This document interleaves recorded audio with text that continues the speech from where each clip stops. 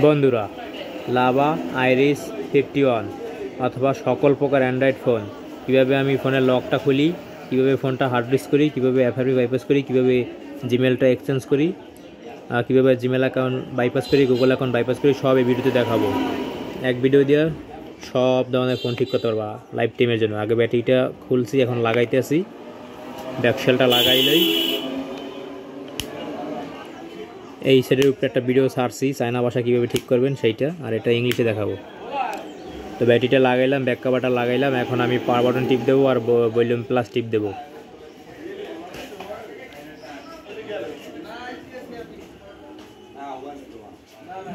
টিপ দিলাম একসাথে দুইটা।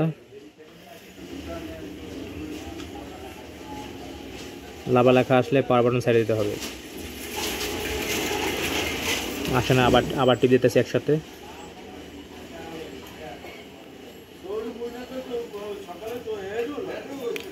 পাওয়ার আইছে, লাভা লেখা আইছে, লোগো আইছে, পাওয়ার বাটনটা ছেড়ে দিছি, ভলিউম প্লাসটা টিপ দিয়ে রয়েছি।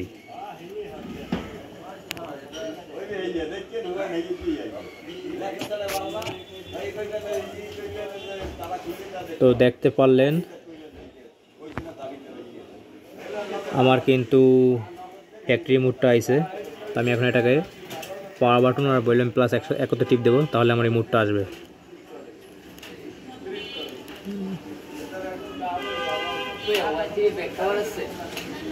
তো তিনবার টিপ দেওয়ার পর্যন্ত অপশনটা আইলো।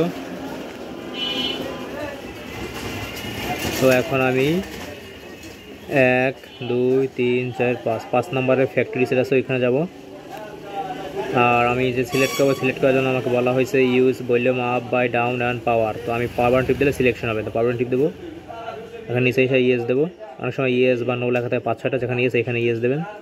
এই যে আমার লকটা খোলা হয়ে গেল। Support API 3, wiping data, formatting by data, ই format under volume MKFS F2S, মানে ফরম্যাট হয়ে গেছে সব। তো এখন আমি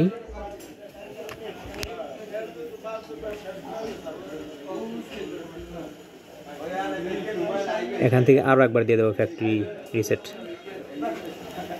ইয়েস দিয়ে দেবো। আপনাদের দেখানোর জন্য আরেকবার করলাম আর কি, একবার দিলেই হয়।